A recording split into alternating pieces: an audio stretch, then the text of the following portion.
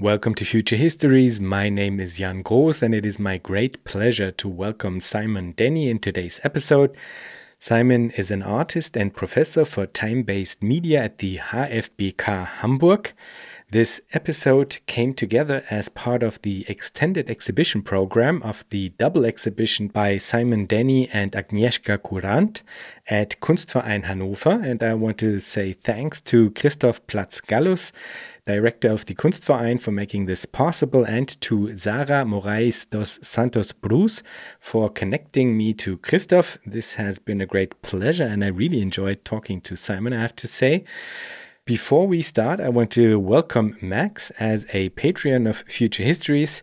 And now please enjoy today's episode with Simon Denny.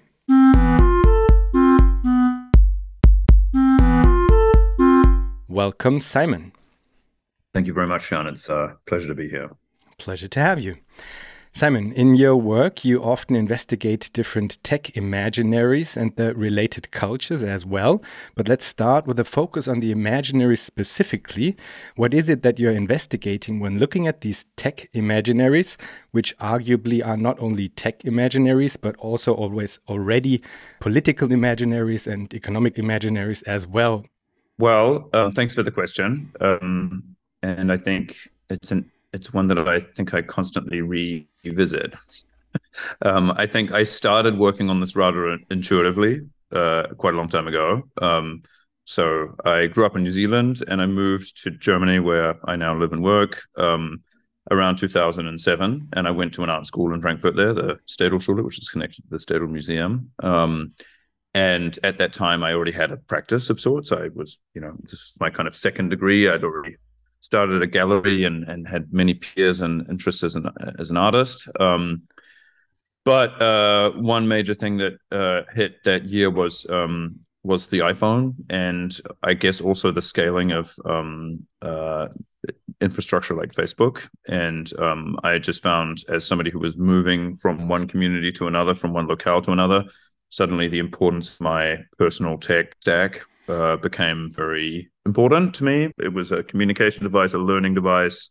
These interfaces just took over my experience. And at the same time, I was around artists who were looking back to the history of how contemporary artists have often, during modernism, been making work which was sort of dealing with the experience or the feeling of technologies as they hit life, So, even early 20th century or late 19th century artists, were making work about how technology feels, and often in the face of new technological kind of consumer environments and paradigms. And so I was thinking about people like working in futurism data around the First World War, and I was thinking also about mid-century people encountering television and different types of broadcast environments. So there were a lot of art being made trying to process what these things felt like. And I guess with the onset of mobile and Web 2 social platforms and user-generated content and all of that, I realized that there was another major thing going on and a toolkit to be able to kind of process that culturally.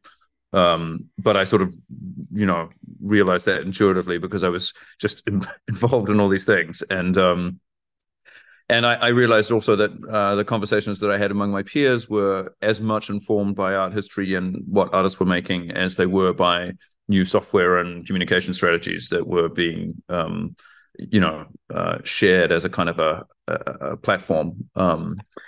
So yeah, long story short, I've started focusing more and more on who was telling those stories and who was making that those platforms, because it seemed to be quite important for what they were.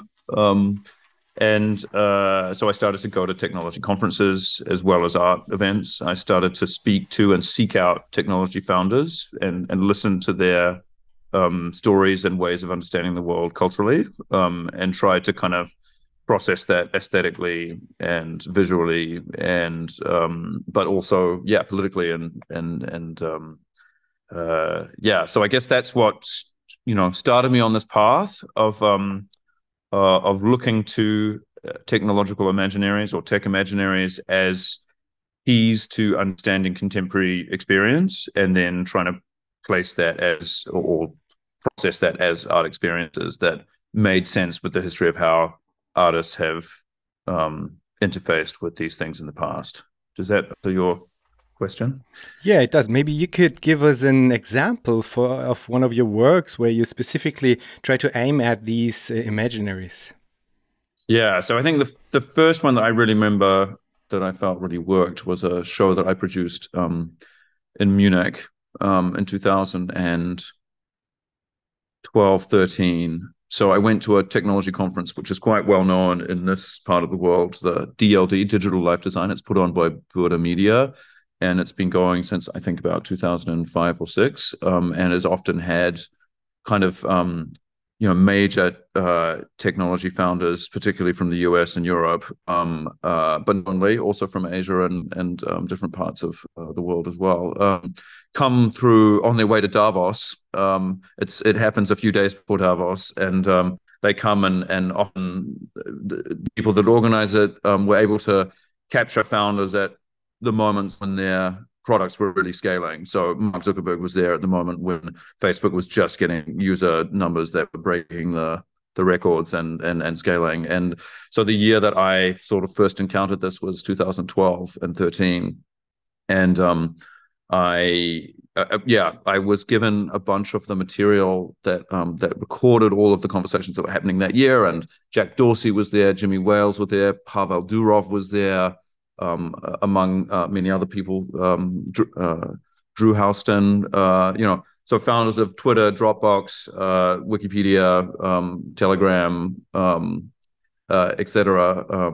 Prior to Telegram, it was vContact back then. But so a number of tech founders basically telling their peers what their vision was for the world and what they saw the world as, and what their business and technological toolkit for capturing and exploiting that was going to be. And I found that event really moving. I found it very affecting. I'd never been in an environment like that before. And I found it overwhelming and challenging, and inspiring at the same time. So I was sort of confused, but I had very strong reactions to it. And then I worked on an artwork that kind of transcribed and did sort of took quotes from that process, from those conversations, and put them alongside contemporary interface design, and printed a bunch of graphic panels that were sort of summaries of each talk, and then made a kind of a maze in a space called the Munich Kunstverein, where viewers would walk in a sort of a 3D stanchion-like environment, like you would if you were stuck in line, and then be confronted with all of these bombardments of statements and quips about the world and about where technology was going to take us. So that was kind of the first time I did that. That piece then toured to the US and to New Zealand and to many Biennale and other types of things, and I think that's when I really found my way of taking really seriously the propositions of business and technology thinkers as keys to understanding culture in our world today. Let's maybe dig a little bit deeper into this emotional aspect, because this is very interesting to me. And I'm wondering whether one might maybe connect it to the question of aesthetics in the sense of maybe an aesthetics of imagination, because I mean, of course, aesthetics plays a huge role in all of this. It's on the level of technological artifacts. It's on the level of the performance on the stage of these conferences. It's, for example, meme culture, being picked up in the blockchain space, stuff like that. But it's also on the level of imagination as well, I would say, because these imaginations of future, they have to be kind of aesthetically coherent. They have to be desirable, so to speak. So there is kind of a realm of treating our imagination of alternative futures as if it was a design space, So, absolutely. I mean, they themselves might even not be aware of that, but there is this question that you have to address, because if you do not address it, people won't kind of pick up on it. It has to be aesthetic, and it has to be desirable, or it has to be aesthetic in order to become desirable. So this is really interesting to me because it also points towards a certain effort that we will have to engage with if we think about alternatives as well. So I would be interested in your thoughts about this. Yeah, I mean, in my experience, these types of the more I looked into exactly this question of was this a design space, and if it was, how deliberate a design space is it, and how are those who are in charge of producing future technological consumer paradigms, how much do they think about the design space of the imaginaries of their potential clients, which is everybody everywhere all at once, and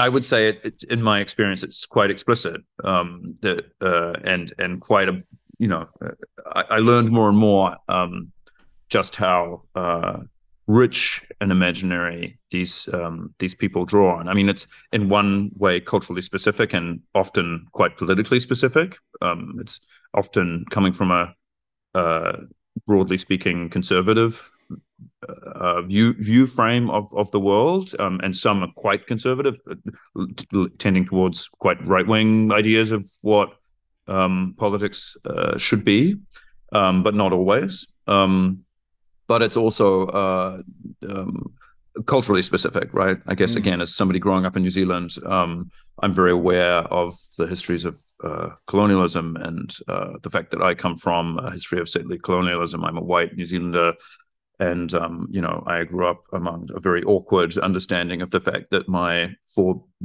forefathers had come and essentially expropriated a bunch of land and exported an idea of politics and culture and resources and whatever capitalism onto a space that prior to that was governed by different people in different ways with different values. And so I guess I was aware of the fact that when these imaginaries were coming from California and were framed from a bunch of people that looked like me, that it was, again, a very culturally specific vision that was being exported, and that felt familiar. And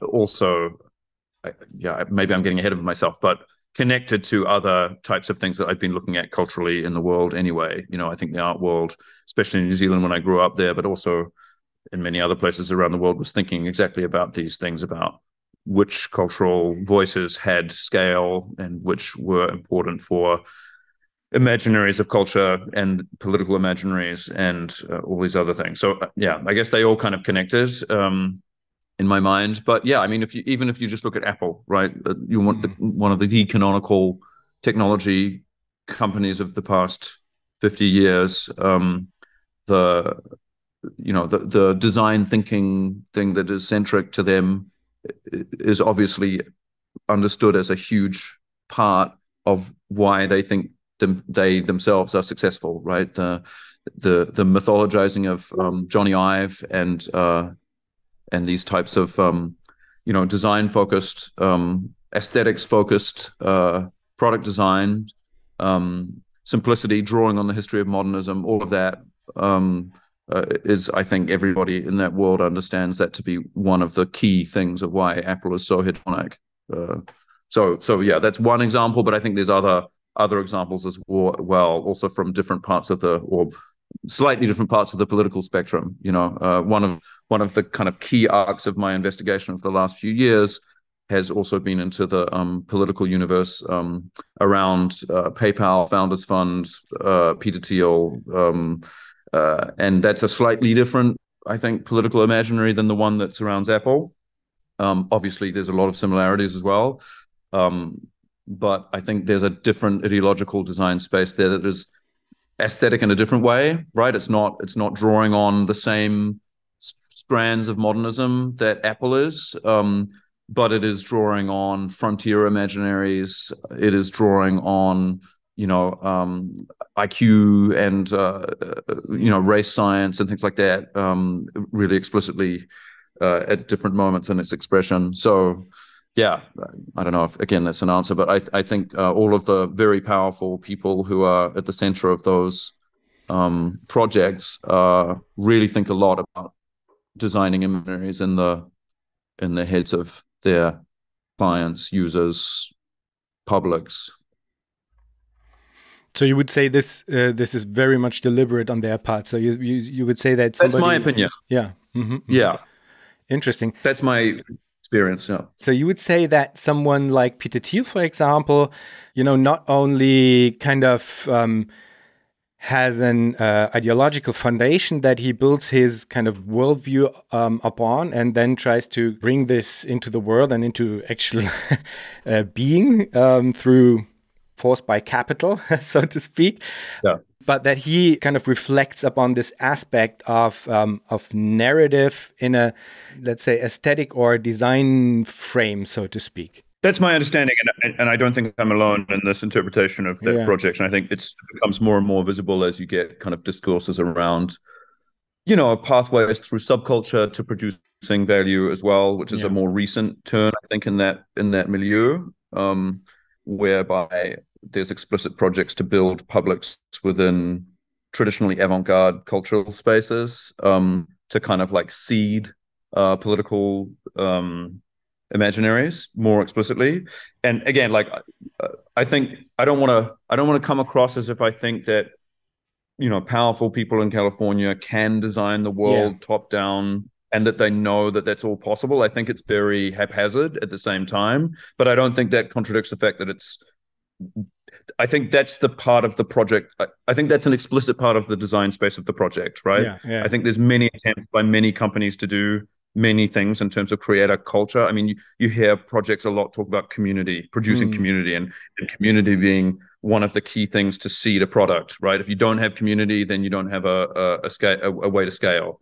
And I think that is that's a common project across many kind of Silicon Valley-ish things working in that tradition, right? I think most people who are in the space of designing those projects know that they don't always work, and there's an amount of luck and haphazardness and synergy, and so I don't claim to have the idea that there are kind of people who, even very powerful people, who are able to sit at the center of something and completely design it and sort of just press the go button on a Rube Goldberg machine and suddenly there's a political paradigm or whatever. I don't think they think that, and I don't think that's possible. But I do think that explicitly designing imaginaries is a part of producing publics that produce products that are sustained by political paradigms, Yeah, absolutely. Well, and of course, I mean, there are also historical examples where this has been done quite successfully. I mean, there's the Mont Pelerin Society, where the neoliberals very early on kind of had a roadmap how to implement these types of ideas into the public sphere, and kind of were quite successful in executing their plans as well. So of course, it's not as easy. And these people are no, exactly. But these people are explicit students of those projects. Also, like I've been lucky enough to see, some of these really key actors play into this world a little bit. I was a guest at the Mont Pelerin Society meetup at the Hoover Institution. No shit. in 2020, and the keynote speaker was Peter Thiel, and so there's a real literacy, I think, in certain parts of the communities that make these incredible products and incredible politics and publics, that knows what they're drawing on, and at that meeting was incredible. There was also a kind of a show of the Hoover Institution's archive of Milton Friedman's work, which is, again, I think, another really important milestone in this cultural arc. And also Friedrich Hayek's founding of the Mont Pelerin Society. There was an incredible relic there, and I'm very attracted to material relics in my work, sculpture and a painter, and I work a lot with making exhibitions and making objects as well as making digital things. And there was a really compelling object at that meetup that I'll never forget, that I think kind of contained some of this what we're talking about. There was a kind of a giant tablecloth with the signatories of all of the founders of the Mont Pelerin Society sewn into it, which is a part of the Hoover Institution's archive of Hayek's. So, I think, this is the world that I find fascinating, because these objects, I think, they're valued, but I think they're slightly undervalued in terms of their role and importance. in our kind of cultural world. Yeah. Very interesting. And what would you say? Because I mean, there had been a certain roadmap back then when Montpellier Society was founded.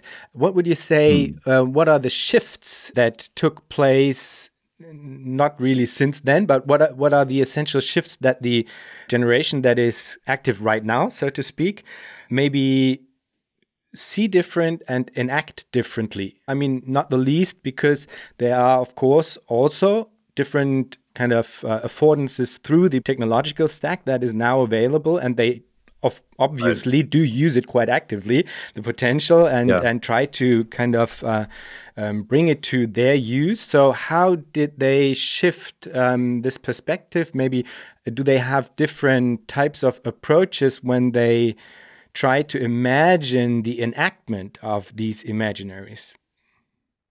I mean, that question I'm probably not qualified to answer. I mean, I can speculate what I think might be the case, but I don't have concrete answers of what, the explicit differences. I'm neither an economic historian nor, I'm an artist, right? So I sort of do embedded projects to try and understand communities and kind of pull out aesthetic moments that capture and reify some of what I think is an important vibe, right? That's my level of qualification and my kind of what I can actually claim that I do, right? All of this other stuff around it, this rhetorical material and my speculations on various different business strategies is kind of armchair amateur work, right? But yeah, I mean, I think there's to my mind, there would be a very sophisticated understanding of what's possible in terms of where we are with the technology stack at the moment. I think anybody involved in a VC community as influential as Founders Fund or Thiel Capital or even Andreessen Horowitz,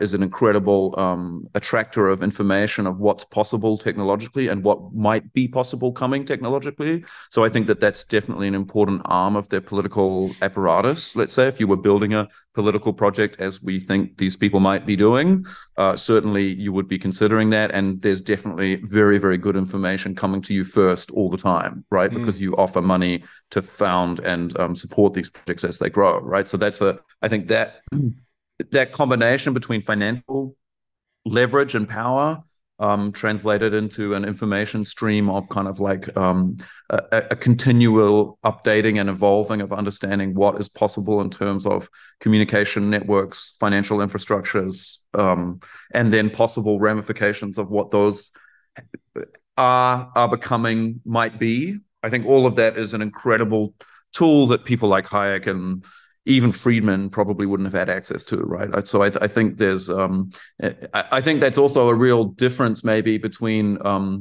again, from my, amateur understanding of the kind of technology founder of yesteryear and the adjacency to politics and the kind of political environment that they might have been operating in a mid-century, like even an Intel or a, and a kind of a more contemporary figure, also like Elon Musk or something like that, who one gets the sense Thiel and Musk and these types of actors are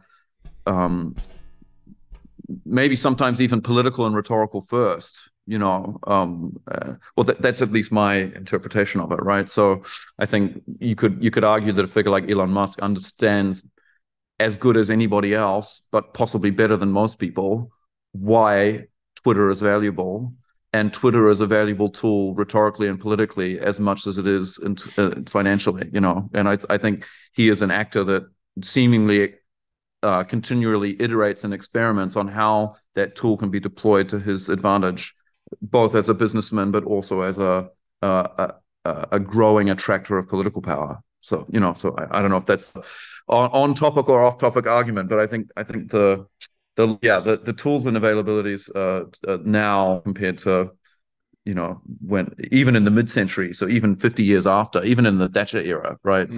When it's arguable that Mont Pelerin's, labors finally sort of came into mainstream political usage between Thatcher and Reagan, and sometimes explicitly, I'm sure you'll know that Thatcher, really embraced Hayek. Also nominally, but I think that there's a big difference in terms of what's possible now, and yeah. And I mean, there are big differences in terms of what is possible now, not only for them, but hopefully also for us, I would say. So I would be also interested in what could desirable alternatives on this level of abstraction, on the level of, let's say, socio-technical imaginaries, what could they look like? And what would you say how conscious of an effort it can actually be to develop these imaginaries? Well, yeah. I mean, again, just to situate my answer, again, I'm an artist, not a political thinker. Or I mean, I think about politics, but I'm not I don't design policy. I'm not in dialogue with people that spend all their time and become very well informed about what may or may not work. So just to qualify my answer, but I'm sure it's possible to imagine using these types of environments and apparatuses to different political ends. It must be logically possible, right? I think the difficulty with that seems to be, to me, that a part of all of that is also centralized power and leverage that it's hard to replicate, right? And this has I guess synergies and rhymes with conversations around AI. Again, as I pay attention to various different conversations that surround various different technologies, we are now in a hype cycle that focuses on the promise of AI. But one of the qualifiers that always comes with that, and I think you see that in terms of spending and resource allocation and personnel decisions, everything that's affecting the technology community right now,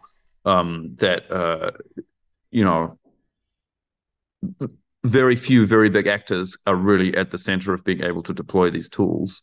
And I think that's somewhat true with the world of political imaginaries and arms of technology that I was describing as well. So while I hope that there's ways that people who have different politics could get access to those design spaces, I think it's a formidable task to overcome centralized power like that as it's become centralized.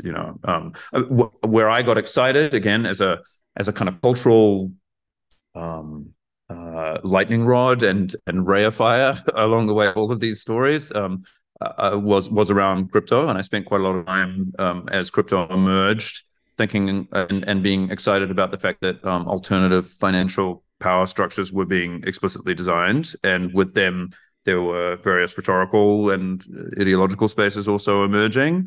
I enjoyed seeing a full political spectrum of those emerging around blockchains. So I saw right libertarianism, of course, heap various different visions on top of those infrastructures and thrive. But I also saw really interesting people come out of activism from the left, emerge from protest movements from the mid 2000s, like Occupy. People coming from those types of histories also attracted to designing through blockchains, through the idea that designable money spaces might open up different political opportunities.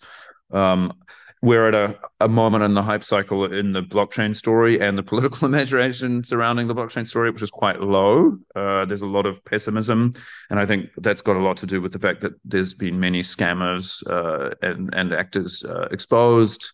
New technological spaces always have potential upsides for incredible amounts of arbitrage, and this is often where people accrue power at the beginnings of those new technological paradigm deployments. And and with that becomes a kind of gray area legally that people often try and capture the surplus from. Think Airbnb and Uber and very kind of banal versions, right? Things that were sort of not quite legal suddenly became an opportunity to capture a whole huge market sector and therefore a power base. And I think in blockchains, there was a huge amount of possibilities for that, and a really long period of time when it was a gray market, and it still kind of is, even though it's firming up right now.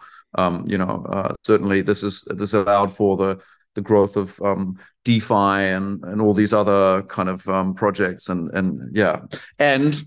huge opportunities for scammers, which are now kind of meeting regulation as the world of financial regulation catches up with catches up with those projects, a lot of disappointing stories come out of the blockchain space, and therefore make it less of an attractive space for political narratives as well at the moment. But let's see, maybe things could change along that environment as well. I want to dig a little bit deeper into this question of the recent history, but before that, just because you now a second time tried to situate, rightly so, tried to situate your answer and pointed out that you are quote unquote just an artist. For me, that's one of the reasons why I ask you these specific questions around aesthetics of imagination and stuff like that. And of course, because you very much engage with these imaginaries in your work in general. Before we move on to digging a little deeper into this recent history, I just wanted to dig a little bit deeper into this question of alternative imaginaries still, because I mean, one question would also be that coming from your deep engagement with the existing socio-technical imaginaries, do you think there are certain maybe leverage points or certain fields that can and should be addressed by any alternative socio-technical imaginary in order to maybe also become as desirable? You know, to kind of put it back to this question of that it needs to be desirable, you know, because I more and more come to the conclusion that this is like really, really, really crucial, you know, because within Future Histories, for example, I very much engage with this question of democratic planning and how this could be brought about. I engage with these different models and so on. And of course, this is all important. And the theory behind these models is important too. But I oftentimes get to this point where I think, oh, wait a second. I mean, of course, it's important to have a theoretical discussion about this, but this construction of alternative imaginaries in relation to desires is even as important as this theoretical discussion about, you know, comprehensive models of democratic planning. So do you think that there are certain how do you say, Hebel? You speak German? Do you speak German? Certain leverage point. Yeah, certain leverage points to go about this task. You know. Yeah, I mean, I think there are, and I think that's a fair question, and I think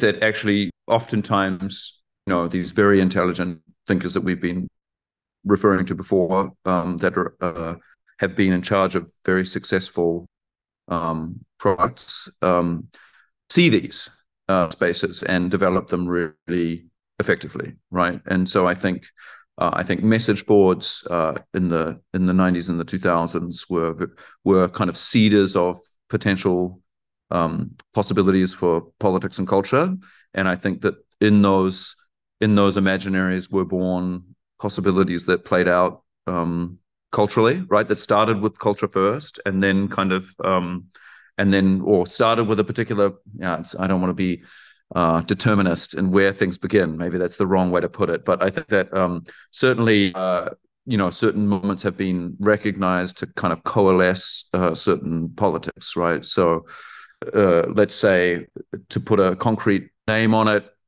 let's say that there was a kind of a conservative meme factory produced within 4chan, right? Let's make it simple like that. And that was a combination of a cultural force and a technological paradigm. And various people on the left also recognized that was happening, particularly in the Trump run up to the Trump era, and how important that felt culturally during that era of his first run to presidency. I remember a lot of conversations and analysis going into why 4chan was able to produce, you know, Trump supporting memes and political narratives. And I think that those same communities seem to be popping up in avant-garde art adjacent and culture adjacent circles now, and funding small offline communities, and pumping quite a lot of resources and space into those situations and glamour. And I think that part of the apparatus of what art can produce is sort of some kind of synthesis of money, glamour, and and seeding ideas through events and small communities that then kind of scale into larger conversations, and often take place in geographical centers of money, in certain parts of our empire, let's say. So I don't see as much of that same recognition of that power being as organized in circles around the left. So I think there would be an opportunity there for getting money and resources together and kind of seeding political spaces that are adjacent to art and glamour in the way that those spaces are. And I think a lot of the actors that, I'm also a teacher in an art school, so I see the beginnings of some of these conversations. It's very normal for art school students to band together and produce very authentic, interesting, exciting, glamorous young spaces. But those spaces often, especially today, are running out of money sources. And I think from the kind of political sector and the political left, there used to be a lot more, especially in Europe, available to support these structures. I think in Germany, it's still done a pretty good job of doing that. But I know in other parts of the Anglosphere, it's definitely not as easy to do these things as it used to be. And those things used to seed, I think, important political things. And it was a space for starting ideas and creating the kind of momentum necessary to scale ideas very organically. I'm sure you'll know the term again from the kind of chat room world of the idea of force meming, right? The idea that a meme can't be designed top down; it has to be a bottom up experience, and something about the architecture and the personnel that went into producing memes in 4chan that really scaled was a special piece of magic that was very, very hard to reproduce in other types of environments. Even if somebody put the kind of seemingly the same ingredients together, it didn't often produce the same stickiness and scale.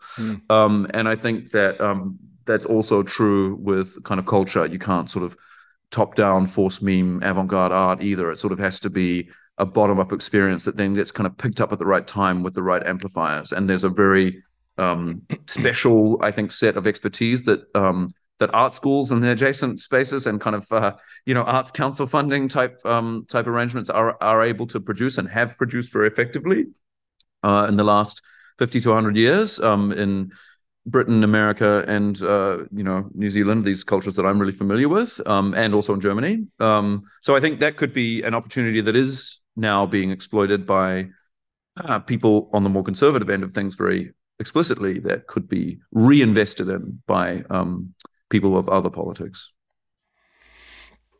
Okay, and then maybe let's bring these two elements together and take another look at this question of recent history when it comes to this relation of the left and tech. Because, I mean, one way to put it might be, or at least of the recent history, you might say that, okay, there was this like 2014-15 moment where you had this accelerationist manifesto by Srinivas and Williams. You had their book then afterwards, Inventing the Future. You had the xenofeminist manifesto, Falk, so fully automated luxury communism floated around at this time also. So all of these things kind of popped up, trying to maybe renegotiate this question of technology and the left, So there was this, and then I guess some of the kind of cryptosphere, the blockchain space, I would say maybe leached upon this energy or some of the energy that came out of this, I would say, also kind of went into the blockchain sphere, and this, as you already pointed, towards an enthusiasm around, for example, DAOs and stuff like that. And I, for one, remain a little skeptical whether or not this did the whole thing really a favor or not. But apart from this question, whether or not the cryptosphere was leaching parts of this energy, I would say there's also arguably another aspect to this accelerationist moment that kind of takes a part in why it has to be rethought, I would say. And this is the more or less, not completely, but more or less unreflected, or let's say not sufficiently reflected, inherent problems with Promethean progressivism, so to speak. So I would say, of course, the accelerationists had some valid points when it comes to what they called folk politics, so to speak, Yeah. But then on the other side, again, I think for example, the question of ecology, or the ecological question, kind of is a crystallization point also for why this kind of Promethean progressivism in its kind of unreflected form also cannot lead to like sufficient answers, so to speak. So this might be a way to frame the very recent history, so to speak. And I would be interested whether either you agree with this framing, and then what do you think, what's the point where we are at right now? I think you already kind of pointed towards this aspect that AI, because of the way that the infrastructure is built, kind of has a tendency, or a strong tendency, towards centralization, and that's an aspect of it. But maybe you could elaborate a bit more on what you think is the point where we are at right now when it comes to this question of the left and tech. Yeah. Again, I'll make a stab at it from my armchair. My I'm going to say this 10 times on this podcast, but my primary project is producing fantastic artworks, right? That's what I spend most of my time trying to do. And I feel that a part of that project is informing myself as best as I can about politics and aesthetics and all these things, right? So I have kind of opinions, but this is not what I put my primary energy into understanding, right? It's I try to put all that energy into what makes a great artwork and a great art experience. But having said that disclaimer again, I've been really interested in this flow of energy, right? Maybe from accelerationist adjacent things, coming from a history of CCRU and those types of thinkers. Maybe again, I think it's really interesting how left-right polarities emerge in these contexts, right? So if you take that history, again, understanding of it, you have Sadie Plant on the one side and Nick Land on the other, right? And that's the sort of framework for the political possibilities within accelerationism and its forebearer. I guess with Mark Fisher in the middle, right? And so I think that was the background that I understood accelerationism to be emerging out of. And certainly a group of artists around that as well were kind of interested, adjacent, and kind of trying to work through the cultural possibilities of that. And that was, I think, broadly what was termed at the time post-internet art actors, which is when I became active and visible also within my own art making. Then crypto, I think, did emerge out of similar communities, and some of the energies and hopes that I saw organizing in the art world around the banner of post-internet and accelerationist thought and questioning it, right? Like often also within art, you have this really productive, I think, space where a lot of things are examined and tried out, even things that one is politically both aligned with and questioning, right? So you got a sort of a full exploration of the possibilities of those spaces from left to right within art. And I think that was also true, and still potentially true within crypto, which is maybe we're at a certain end of a certain arc. But let's say as the accelerationist question lost its momentum culturally, I think that crypto was becoming more attractive to similar types of people with similar types of questions, who wanted to look both at the design space of politics and the design space of aesthetics. And then this kind of new foregrounding of the financial design space at the same time. So I think a lot of productive thinking got done around that. And actually there was and still is, I think, a kind of ecological question at the center of that too. Resource questions were always at the center of conversation, certainly from the art perspective around crypto. There was huge debates around whether one could use proof of work or not, because it was so energy intensive. And certainly I did a bunch of work that addressed that very directly as well. I found that really compelling. But I had peers alongside me as well that were designing projects that were sort of trying to think about how nature and or nature is the wrong word. Let's say non-human actors could interact with markets as a potential space for also designing systems that took into account things that in the let's say more mainstream economic world were considered to be externalities, right? So what if financial things were in dialogue with natural things, and those design spaces could be more synergistic, more capturing more of a whole. So I'm thinking about things that happened around project spaces like Trust in Berlin and projects like Terra Zero that were sort of circling around that group of people. They were coming in and out of conversations happening with spaces like Strelka, also kind of design thinking worlds that also interacted with various other art actors at the same time. So I think that was a really productive little moment. And then NFTs as a phenomenon came and blew all that energy apart and sort of confused everybody because suddenly there was this, those were all quite modest and small experiments that were happening with crypto and DAOs and stuff prior to 2021, when the NFT explosion kind of like took over everybody's attention space. And suddenly there was this sort of casino aspect in there that had been backgrounded, that sort of hadn't really been the most important thing for those people who were interested in that design space up until that moment. But then suddenly certain people saw access to capital that they'd never imagined, and I think started to design, products in different ways that sort of addressed value capture financially much more explicitly. And again, I wouldn't personally describe that as a corruption, but it certainly shifted the focus to value capture and business design, and again, things that I think are really important actually to solving anything, because you can't go on organizing with goodwill alone, and the kind of hours that youth allows dries up as one gets older, and you need more resources to produce thinking and remain sustainable.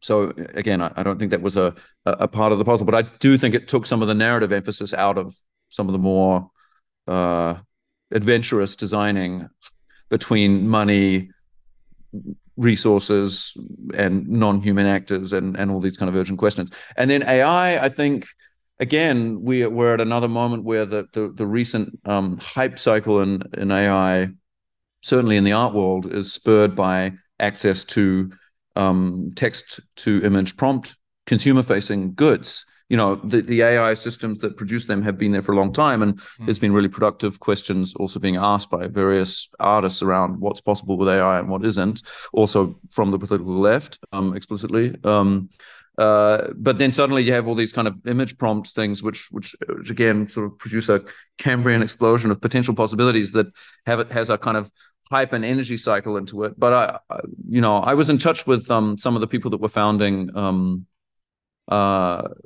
the Midjourney project, and there were artists very close to the beginning of that project. So David, the founder, had a group of people who were very art adjacent around him as he was doing the first iterations of that engine.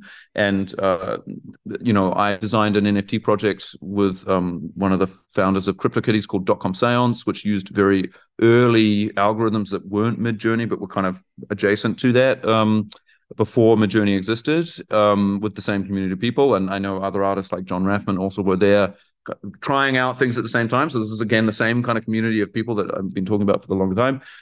But then when that becomes a kind of hit product, I think, immediately voices like ours became less interesting to David than other people around him designing business models, which were more, about value capture and scale. So I don't know. I think at the moment, there are AI and ownership adjacent conversations, which I think are really interesting, that are happening from this community. I'm thinking explicitly of Matt Dryhurst and Holly Herndon's project Spawning that they're building, which is about ownership and training sets and trying to define more explicit spaces for artists' ownership and royalties associated with being a part of various training sets. I think that's a really interesting.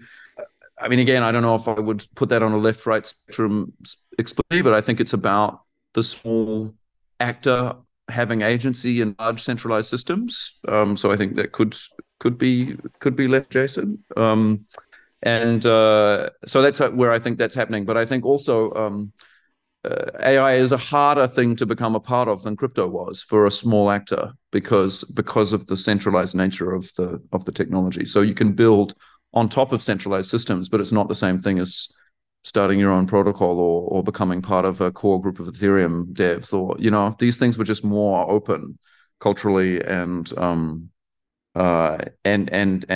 actively, and I was very lucky to be around a Berlin and around a cultural Berlin that was adjacent to the flowering of Ethereum's possibilities at the times when it was. Whatever you think of the Ethereum project now, and there is a real spectrum of political possibilities, I think, in the Ethereum community, some which are very right libertarian and some which are much more left adjacent.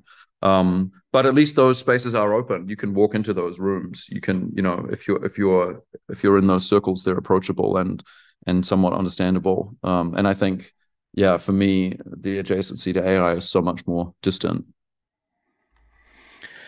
I mean, what always struck me with the cryptosphere and the imaginaries that were coming out of that, and even the imaginaries that were developed on a more like left-leaning spectrum, which I guess is one that you're also engaging with. I mean, there's a certain type of pre-configuration going on, which is that the way in which these imaginaries are built is always on top of a layer that is kind of strictly transactional, So because that's kind of built in to these infrastructures. It's at the end, the tools that they try to employ for building, I don't know, a left utopian DAO or whatever, the tools are framed within a framework that is strictly transactional, and that at the end kind of has a certain tool set, which is in most of the time can be, and I'm being polemic here, but can be kind of boiled down to monetary incentive structures that they try to employ in order to get people to do whatever. And that's a certain type of way of relating to things, to people, to more than human nature, to whatever, And if you limit yourself in such a fashion, then this is already a very, very, very narrow corridor within which you think about these alternatives. And this was really very irritating to me, I have to say, when interacting with these types of projects. But then within this narrow corridor, of course, the people are very enthusiastic, very also kind of honestly trying to do things differently. But I'm looking at it and I'm thinking, it's already flawed. I could imagine a lot of the actors that I was in contact with during this period could relate very well to that analysis. So I think that it's a wall that a number of people I know found themselves up against and found to be limiting. Yeah, But then if we stick to this small description of recent history, and we had, this accelerationist energy kind of going into parts of the cryptosphere, and now we get to this point where we have this critique where this obviously is a corridor that is framed way too narrowly, then where do we go from here? And you also pointed out that the AI thing is kind of too difficult to get into, but it doesn't mean that it's not only that's these what it roads. feels like to be right now. Yeah. No, but the question would then be where there must be other roads to go as well. It's not just AI or the dead end of incentivization through crypto tokens or whatever. There are other ways as well. Do you have any feeling or are there any sparks that you can see that point towards different directions? I mean, my flanneurial, if that's a word,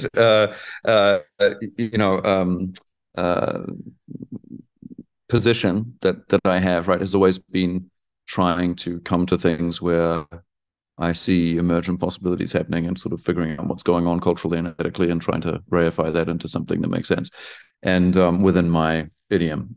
And I've seen a few hype cycles come and go, right? And I think we certainly are at a low point in the crypto hype cycle where very few possibilities are seen. Some very few possibilities are seen because of what you said, that the design space is so specifically interest that there is no alternative possible to build on those foundations. That would be one bottoming out of a hype cycle hope world for certain actors, right? And I think that often when you reach a trough like that, it's quiet for a few months, and then there's another moment where suddenly somebody sees something in that design space that can alter that can be something different. And I'm never the person that, or my role is not to spawn these moments or to start them, but it's more to be listening close enough to notice them as they emerge.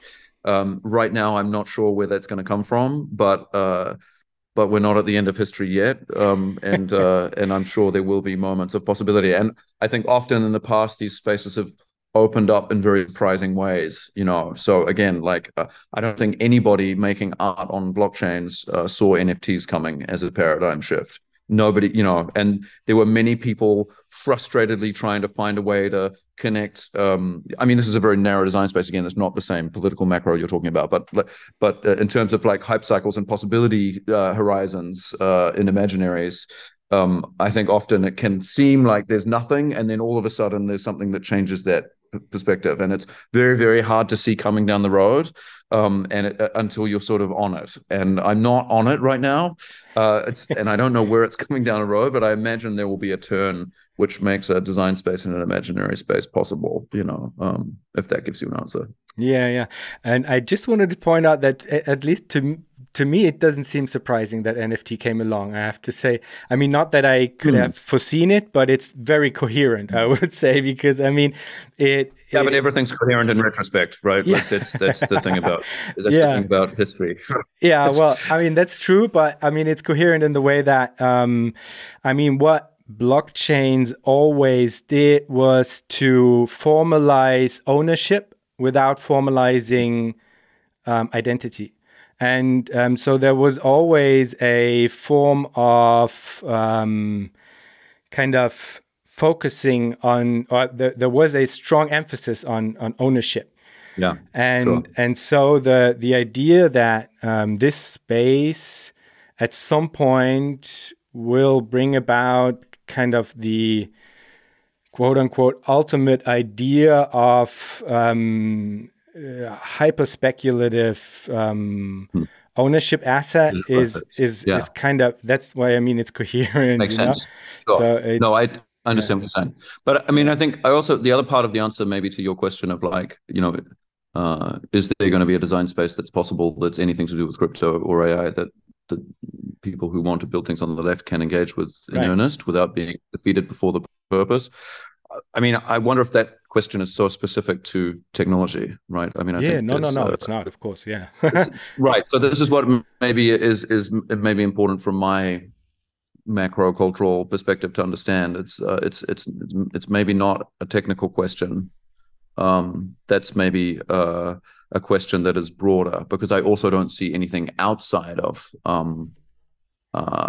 crypto as a design space, which also doesn't rely on the underpinnings of a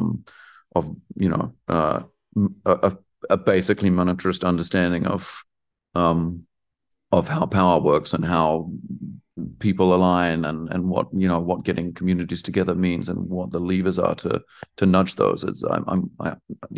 So it's, as I say, I think it's not really a technological question, but it's a cultural question that the technology projects that are built and built on reflect as well, right? If the technology is a relic of a political environment, again, without being determinist of which comes first, it's unsurprising that the technological stack is in synergy with a general narrative around what possibilities are for design in general, right? Yeah, right. And I just want to state clearly that I, of course, also do not think that it's a technological project first. Of course, it's a political project, but I'm specifically interested in this nexus, and I think you are too somehow, Absolutely. So, and then so this is then but again, question.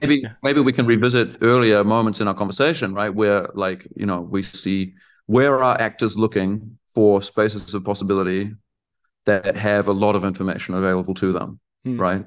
And again, on the conservative side of things politically, I see actors investing a lot in offline small communities of cultural actors doing, seeding ideas in a very organic, bottom-up way.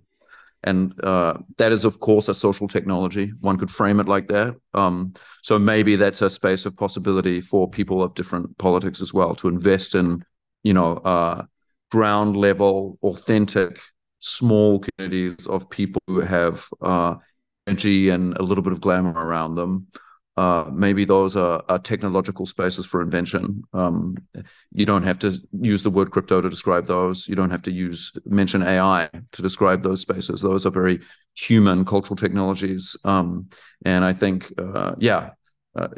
if that's a possibility space that is worthy enough for very busy people with a lot of resources to invest their time and energies in cultivating explicitly, then perhaps we can do that in cheaper ways ourselves that don't need that capital, especially if we're the actors indeed producing that value, supposedly, right? So that's where I see the possibility for people that I teach in art, that I have a mentoring program that I also co-founded with a bunch of artists outside of my academic teaching in the German art school system, called Berlin Program for Artists, which helps artists who are already starting out their journeys into being kind of professional actors outside of institutions like schools, and gives them a community to work with. I think that's a very worthwhile, deployment of my personal efforts and capital, the limited amount that I have. So I think, maybe that's an answer in terms of where possibilities might lie. I mean, I have one question here where you quite surely will have to have a disclaimer again. I'm not sure if I should, but I'll just ask it and we'll see where it takes us. I mean, because there's a certain a dead end, so to speak, that I encounter oftentimes in future histories when talking to different people about also questions of democratic planning and the like. And since the artwork allows itself a bit more of, I would say, speculative slack, maybe, I thought maybe you encountered interesting approaches around this question. So the dead end comes in when, as I said, thinking about democratic planning, but in relation to I would say, relational materialist thinking, meaning that you do want to establish structures of democratic planning, but without falling back into essentialist notions of truth, essentialist notions of the individual, the human individual, the human subject, but instead work towards an expanded notion of what this democratic polis might be, expanding it to include non-human actors, the more than human in general, more than human nature, but also, of course, possibly technological environments and stuff like that. So maybe one could speak of a government of things, where things are not thought of only as objects, but from a perspective of relational materialism. So, but this then kind of brings up the question how to, again, maybe design the polis, how to design this space beyond relying on human subjects as its nucleus, So a more than human government of things as democracy. What would that look like? And I've asked many different people and I didn't get very far yet. I have some clues, some leads, but I would be interested what you think about it. Well, I'm definitely going to disclaimer this one. Again, my role is to synthesize things that I have a reasonable sense of adjacency to, and a reasonable sense that I can speak to them meaningfully and add value in my reification to at least of capturing an essence of something that I feel able to capture. And this is also where I would come to this question from, is that I think a lot of people, maybe like yourself, look for political imaginaries and technological spaces for designing community that are outside of what the dominant political fantasies and actualities are. And certainly in the art world and in the cultural space, often then there's a question of who is designing those spaces and who is in charge of making those decisions. And yeah, you point out, human and non-human actors.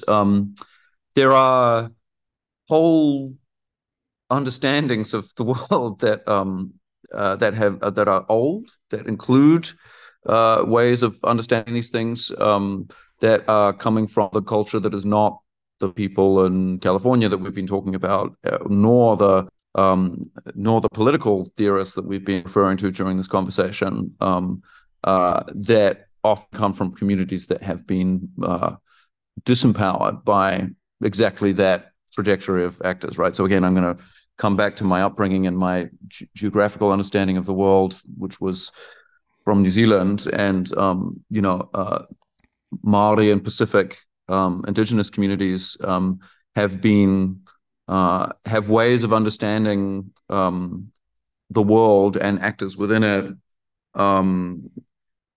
across human and non-human space, and indeed explicit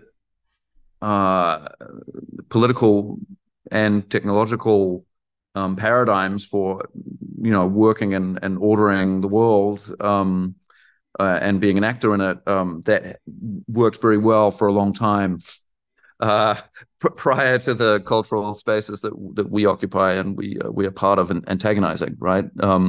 And I think certainly in the art world, a lot of attention and reallocation of resources is going towards recognizing and trying to grapple with how to include those types of understandings of the world more productively in the type of cultural design space that we're occupying and coming from.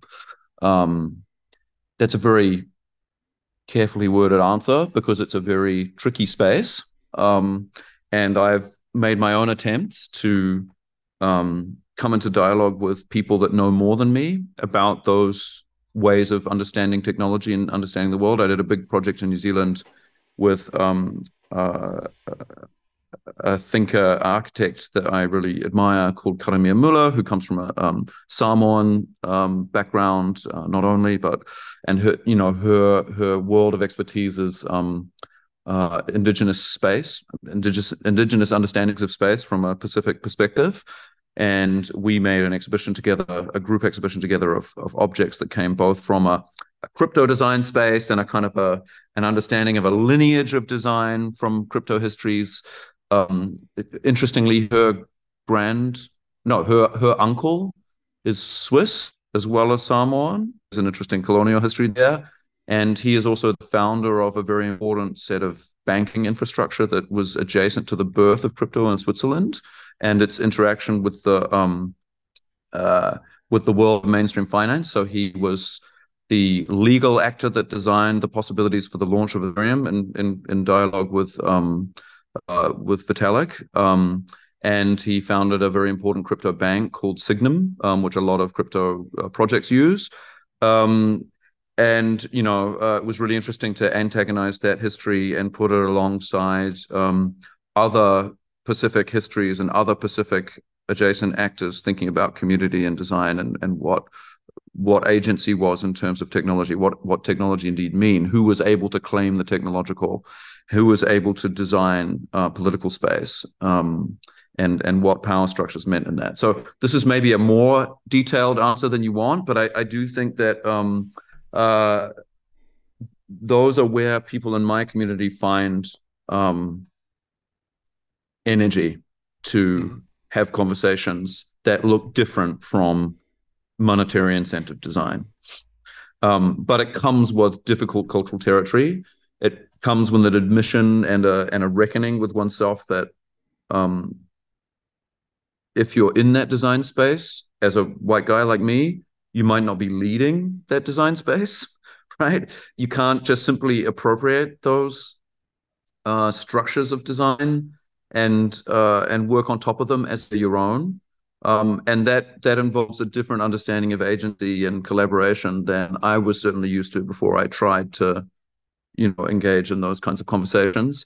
And it leads to conversations that sound very different to the one that you and I have had today, with also a different pace and a different understanding of where value lies, et cetera. So I guess maybe my takeaway from that experience and continuing to think in this space is that maybe even the way that you and I are describing design is a part of the problematics that we're encountering that are cultural, technological, political, right? So we might have to decenter ourselves if we want to make space for things that are other than that.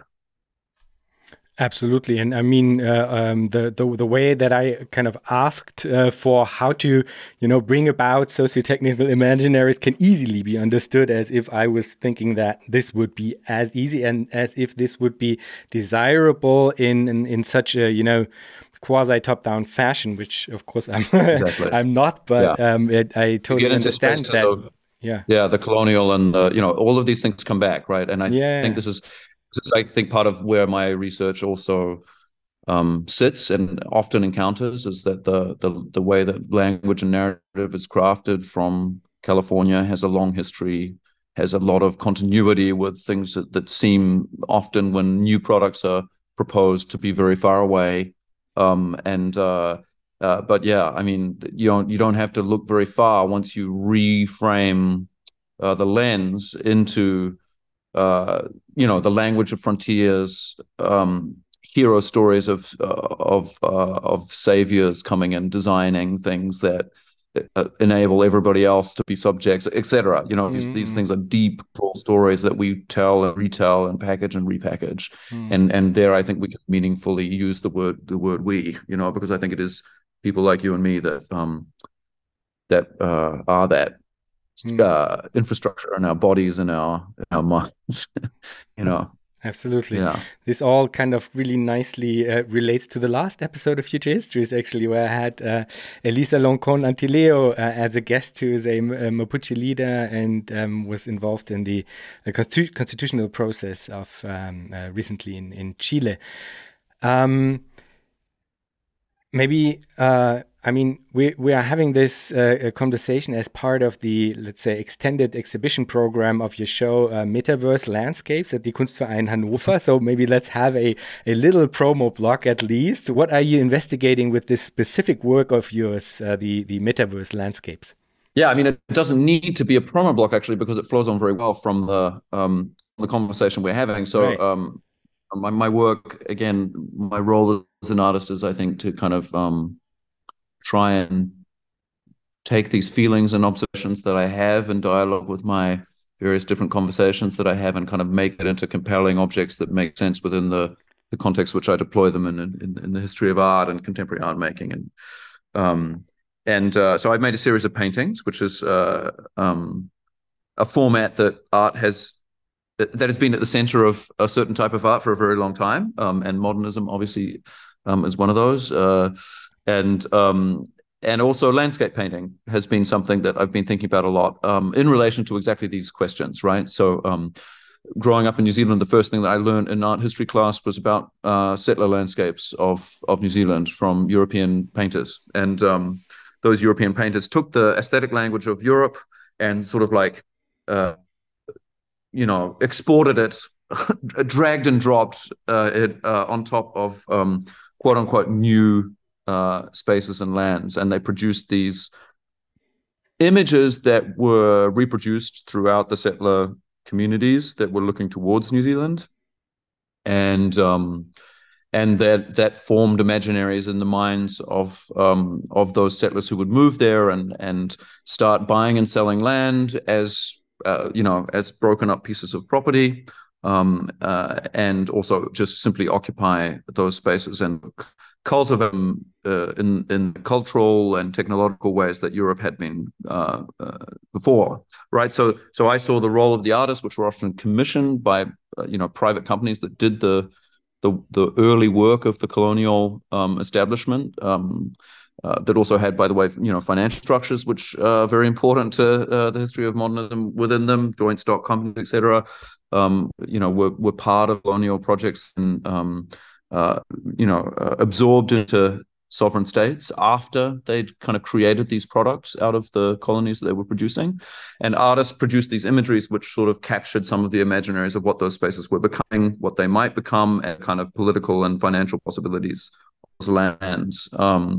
And I thought, that happening at the same time as I was looking at crypto assets a lot, thinking about the emergence of, being able to own parts of the internet. Maybe one could say that there's a sort of similar parceling up of what has been a commons into a space that you can now own and trade. And certainly that was made very explicit in metaverses, where you could buy and sell properties in various different metaverses, which were scarce, and ways of pictorially imagining what those spaces might look like and what might be possible in them, which also drew on histories of image making. So if you buy a property in a prominent Ethereum adjacent metaverse like Decentraland, you buy a gridded image with a red dot in the middle of a sort of a part of a top-down map, which looks like a grid. To those who are trained in understanding modernist painting history, the grid on a square is a very important trope, and was also adjacent to processing rationalized town planning. I'm thinking about painters like Piet Mondrian and very well-known paintings like Broadway Boogie Woogie, which were of the kind of Manhattan grid, or derived from the Manhattan grid and then went out into abstraction.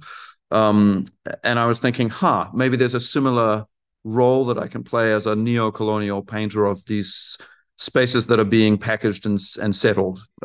So I've made modernist-esque paintings of existing properties in various metaverses, including Decentraland, which look at once like mid-century abstract grid painting and are indeed pictures of landscape properties that are being speculated on in this kind of neo-colonial environment that we're kind of experiencing with the growth of metaverses, and maybe the inevitability of capitalism moving on into virtual spaces as we reach the limits to what is possible in the kind of physical world, let's say.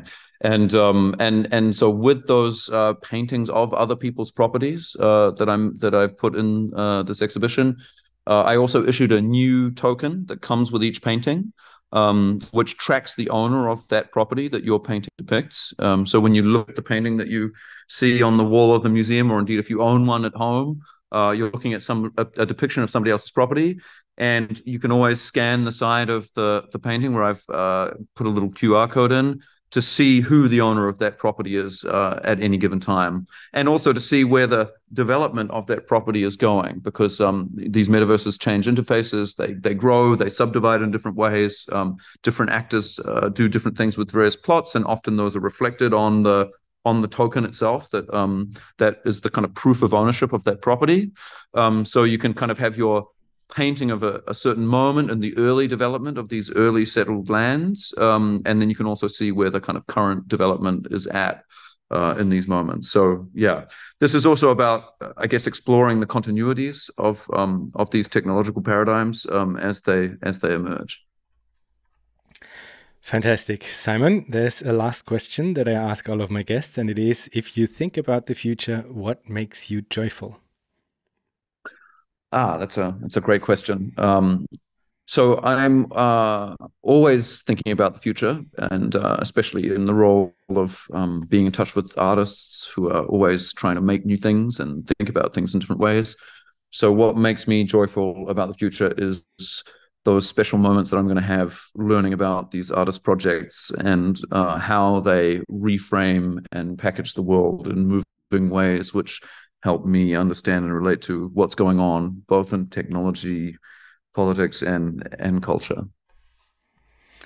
Wonderful. Simon, thank you so much for being part of Future Histories. Thank you very much, Jan. It's been a real pleasure, and you're a fantastic conversation partner. It's really productive for me. Thank you. Thank you so much.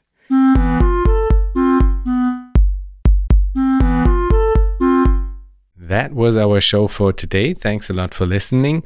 If you want to support Future Histories, you can do so on Patreon. For this, visit patreon.com/futurehistories, or you can simply tell a friend that you liked the show and that he, she, or they might like it as well. Thanks a lot, and hear you in 2 weeks.